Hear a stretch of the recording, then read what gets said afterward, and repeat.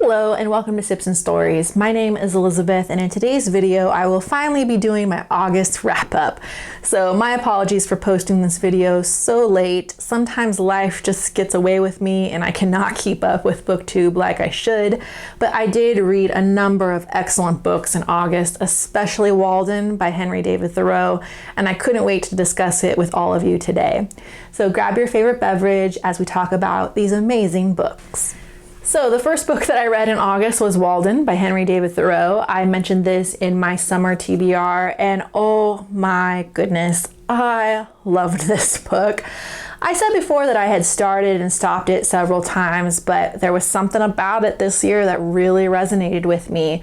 I have been reading so many great books this year, books like A Tale of Two Cities by Charles Dickens or Anna Karenina by Leo Tolstoy, and this is again one of those classics that's just resonating with me and the current times that we're living in. If there's ever a time to read Walden, I think now is the time. I think so many people would enjoy it right now because it's all about a return to simplicity, a return to nature. It's a very critical of the government, of some of the common standards in society, and that we need to separate from some of those egocentric ideas if we're going to move forward as a society. What is it about? Henry David Thoreau is basically a thinker, a writer who lived in Concord, Massachusetts in the 1850s. He was very good friends with Ralph Waldo Emerson, and their ideas of self-reliance and transcendentalism also inspired people like Louisa May Alcott. And it was all about just being the best version of yourself, that man's ultimate duty is to himself, to make the most of himself, basically, or herself, and be the best person that they could be. So that's mainly what this book is about. The land where he built the cabin on at Walden Pond was given to him, or kind of lent to him, by Ralph Waldo Emerson.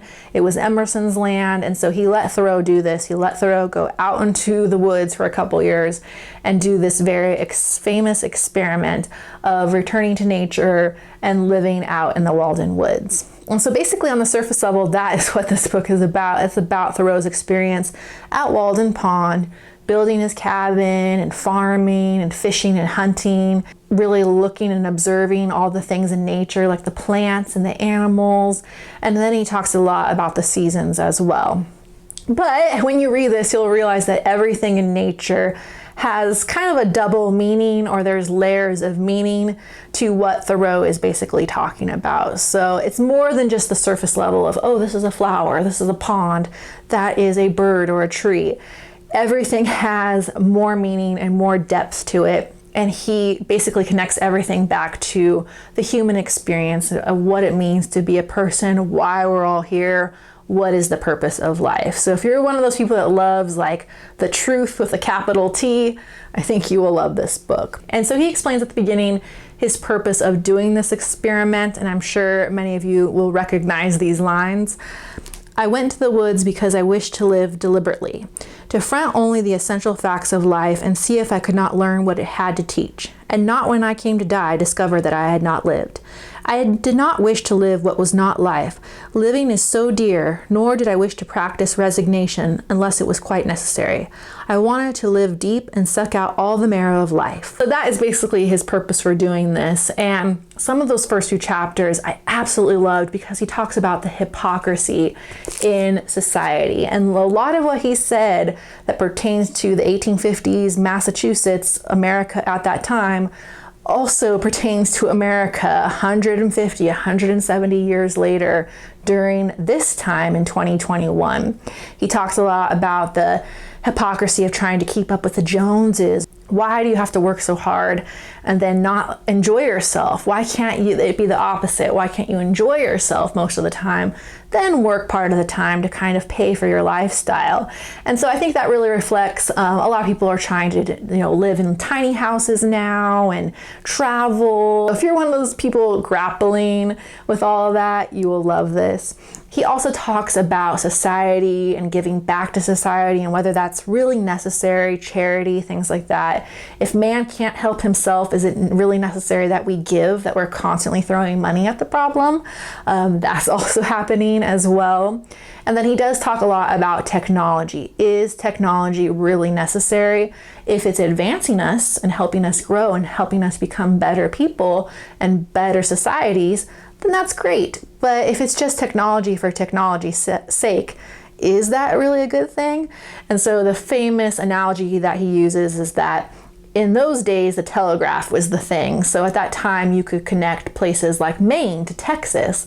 But then he says, does Maine and Texas really have anything to say to each other? So I really enjoyed this, especially that first essay on economy and why he chose to do this. And then just all the descriptions of nature were fantastic. This is not a perfect book. Like most philosophers, he tends to ramble a little bit.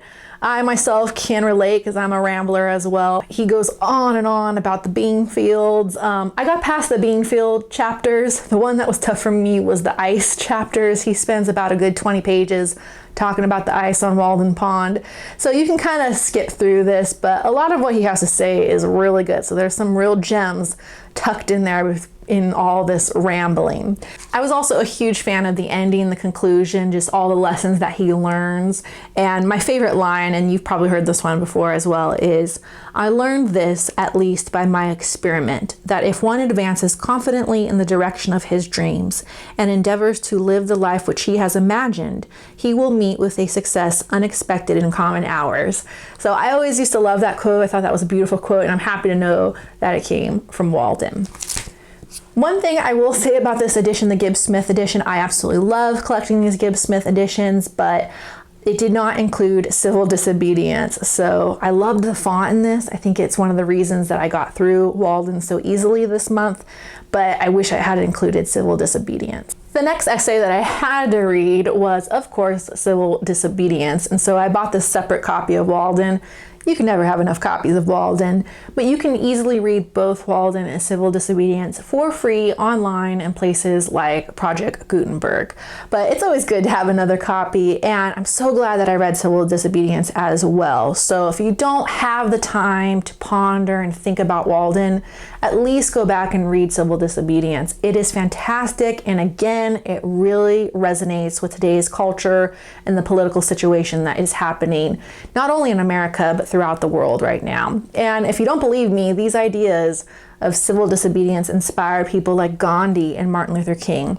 And I never knew that before. I always thought that Martin Luther King's idea of passive resistance and Gandhi's idea of passive resistance and civil disobedience was their own unique idea, but it did come from writers like Thoreau. So it's important to go back and read the source material. And he wrote this essay because he was angry about slavery and some of the wars that were happening when he was alive with the President Polk. And so he just decided not to pay his taxes because like, I don't agree with what the government's doing with slavery, so I'm not paying my taxes. And I really like that idea, that if you are just not in favor of what the government is doing, that you have kind of a moral obligation to stand up to it and be like, I'm not participating.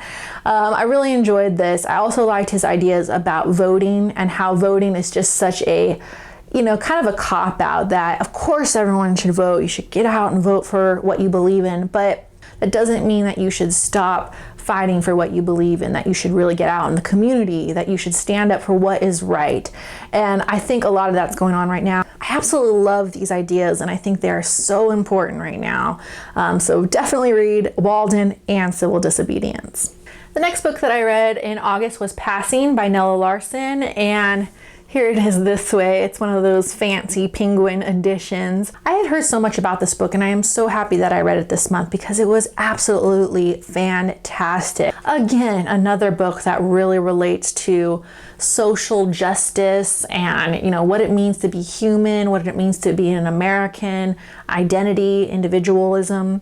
But this is coming from the lens of kind of like the Harlem Renaissance and the African American community. And Nella Larson was very active during the Harlem Renaissance. She was friends with people like W.E. Du Bois. She was active in the NAACP. She went to Fisk University. She was a nurse that worked at the Tuskegee Institute with people like Booker T. Washington. So really active in this movement during the 1920s. And this book, I think, is a hidden gem. I am so so glad that I read it. Not only is it a great book about race, but it's a great feminist text as well. And I think I kind of liked it more for that reason. Really, really good writing. And I'm so happy that publishers like Penguin are publishing these books again, because everyone should be reading them. So what is this book about? It's basically about these two women, Claire and Irene. It's written during the 1920s, and Claire and Irene have not seen each other since they were teenagers. And Claire's father was white, but her mother was black. And so after her father dies, she ends up going to live with her white relatives. And so basically for the rest of her life, she has been passing as a white woman, and she is even married to a very racist white man. And so her and Irene reconnect after all these years, and Irene has just gone down this path like Nella Larson herself. She's a very active member of the African American community. Her husband is a doctor. She's very involved with organizations like the NAACP, and she's really active in just kind of raising the consciousness and all of the opportunities for the African American population. So she really has some scorn for Claire, that she is not being true to herself and she is not being the truest version of herself.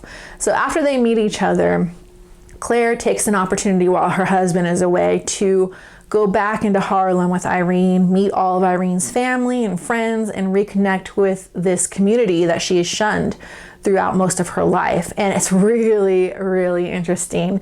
So not only is it interesting on, just the perspective of race, but it's really interesting in terms of feminism and class and gender and equality, all those hot topic issues. I especially loved Irene's character and her family and her relationship with her husband, who is the doctor, because he's not completely buying into all this. Like, he doesn't really want to be this hero. He doesn't want to live in racist America. He wants to kind of like leave and go to South America. But the wife is kind of telling him, you have this moral obligation to stay here, to be an example to your fellow citizen. I really like the dynamics with Irene and her husband as well. And you kind of learn that Claire is not the only one being a phony in this book. So I absolutely love this one.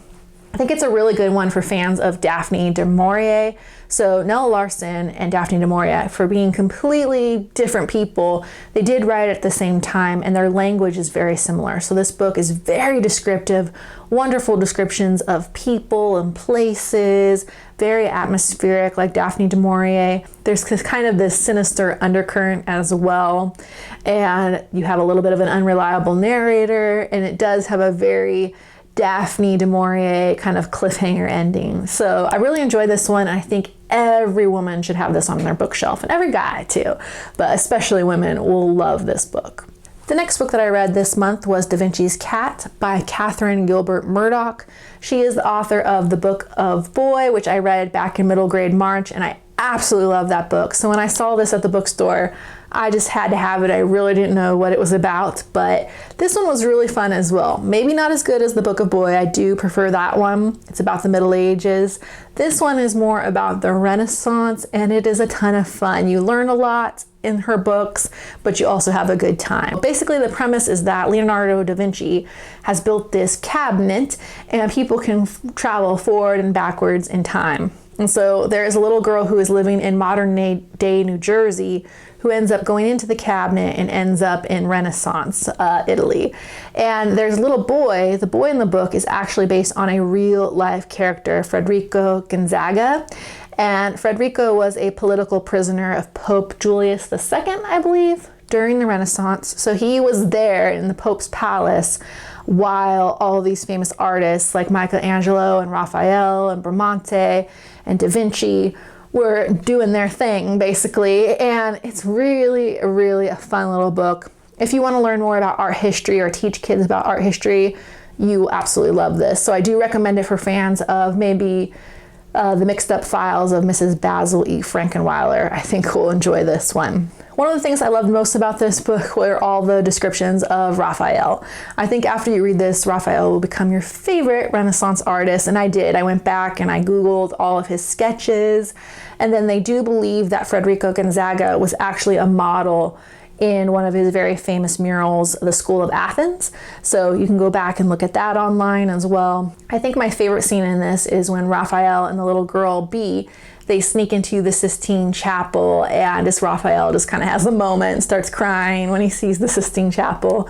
So really fantastic book. I loved it and I gave it 4 out of 5 stars. The next book that I read in August was Swallows and Amazons by Arthur Ransome, and I just loved this one. I mentioned this again in my summer TBR, and I finished it off during Labor Day, so last weekend, and it was just a nice way to kind of end the summer because this book was so delightful, such a fantastic children's adventure story. So what it is about is basically these 4 English children, the Walker kids, and they are on holiday with their mother at the Lake District, and they're staying in their family's lake house. Their father is off fighting in World War II, so he's in the Navy. He's not there, but he's taught the kids all about how to sail a boat. So the whole story involves their little boat, the Swallow, and they go on all these adventures on the Swallow. And then one day they ask their mom if they can take the Swallow and go camping on this island in the middle of the lake. And the mom is such a good sport. She helps the kids, get prepared to go camping. And while they're there, they also meet 2 other little girls, Nancy and Peggy, and they have a boat of their own called the Amazon. So all the kids go on these adventures together. They go camping, of course, hiking, swimming. They also go hunting for buried treasure. There's boat races. There's battles with pirates. It's just the most delightful children's story. It's so charming, very, very nostalgic. I also learned a ton about how to sail a boat. As an adult, I just never really knew, what that involves, sailing. And now I'm like, I really want to take that up because it sounds like a lot of fun. And someday I'd love to have a little sailboat and call it the Swallow. So another thing I noticed about this book, even in comparison to Vincis Cat, is just how great these nostalgic books are. I just love books like Swallows and Amazons and Nancy Drew and the Boxcar Children because it really shows how independent kids were. But that's what I really liked about this book is that the kids were very independent, very autonomous, but that the parents and the adults were still around and kind of monitoring what was going on. Yeah, it makes me nostalgic for the past. Loved this book and I gave it 4 out of 5 stars. The next book that I read was Lord Edgware Dies by Agatha Christie, and I loved this book as well. I'm so sad because I am running out of my Poirot mysteries. I think I only have Curtin, Poirot's Last Case left, and I don't want to read it. I don't want Poirot to stop. I just love his character. I really think he is one of my favorite characters in all of literature. He's just so much fun. So this one is one I had never read, and it's actually from the beginning of the series, so it features Captain Hastings as the narrator, which I love. It also features Inspector Japp. So I really love when Poirot and Hastings and Japp solve the mystery together. So if you're a fan of that trifecta, you will really like this one. In terms of the mystery, I don't think it was Agatha Christie's best, but I don't think it was her worst. I think it kind of falls somewhere in the middle. It was just a lot of fun and just a classic Agatha Christie mystery. It's basically about a very beautiful and famous actress who really desperately wants to divorce her very mean and sinister husband, Lord Edgware. He's just a really cranky guy. So obviously he's the one that's killed, and there are just a million suspects in this book. It's very fun how it unfolds. A lot of red herrings. I really enjoyed this one, and as always, I usually give some of her good ones at least 3 or 4 stars. Love this one, and I recommend it to all Agatha Christie fans. If you like Agatha Christie, I think you will also really enjoy Mary Stewart. She has become a very favorite writer of mine recently in the last few years. Her books are all so delightful. They're basically suspenseful thrillers and mysteries. She wrote mainly during the 1950s and the 1960s, so all of her books kind of have this glamorous feel to them. They really remind me of an old Hollywood movie. So if you are a fan of movies like To Catch a Thief or North by Northwest by Alfred Hitchcock, I think you will really love Mary Stewart. Basically, all of her books kind of have a very similar plot. They're usually about a very young, beautiful woman on vacation in Europe, and she usually meets a very handsome and mysterious stranger. We don't know if he's a good guy or a villain. Then she usually gets entangled in some mystery and some suspenseful car chase or something like that. This one was a ton of fun. I had heard that My Brother Michael was a really good one, and it was. I think this one is now one of my favorite Mary Stewarts. It takes place mostly in Greece, in Delphi in particular. So if you are a fan of Greek history, Greek food, Greek mythology, I think you will really enjoy this one. It starts off with a young woman named Camilla who's in Athens, and she accidentally takes the wrong rental car to Delphi, and she meets this very good-looking and handsome man named Simon. And Simon is also English, and he is visiting Delphi to find out what happened to his brother Michael during World War II. So Michael died, and his family kind of wants to figure out what happened to him. Was he killed by the Nazis, or was it something more sinister, more evil even than that? And it turns out that Michael was kind of involved with these Greek smugglers, and it's a lot of fun. As you can imagine, because most of the action takes place in Delphi, there are a lot of climactic scenes in the old Greek ruins, in the caves. Then at the same time, this is also very fun, very glamorous. Simon and Camilla are usually having dinner at some fancy cafe, smoking cigarettes, eating all this amazing Greek food. So I absolutely love this book, and I wish they would have turned this one into a movie. It's one of my favorite Mary Stewarts, and I gave it 4 out of 5 stars. And the last book that I read this month was Bird by Lamott. I really enjoyed this one. I mentioned this one all the way back in, many moons ago, February or March, in my spring TBR as a book that I really wanted to read because I planned on taking a writing class. Well, I have finally signed up for that writing class, and I just wanted to read this book in preparation for that class to kind of get some tips and tricks about writing, and this really is the best one to read. At first I thought it was going to be something similar to like a manual, like The Elements of Style or something like that. It's not. It's basically just a memoir about Anne Lamott's experiences as a writer. And she is also a writing teacher as well, so she shares some of the experiences of her writing friends, of her students. And it's all told in this very like casual, tongue-in-cheek way. So she gives you tons and tons of writing advice, but at the same time you just get all these anecdotes about her personal journey and her life as a writer.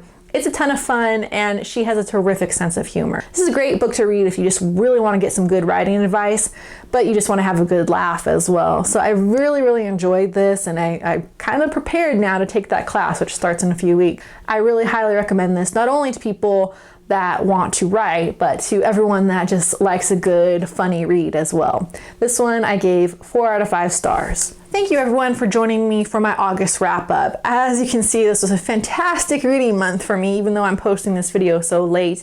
I do encourage people to go back again and read Walden. I don't think I'm quite done with Henry David Thoreau. I'd really like to do more studying about him.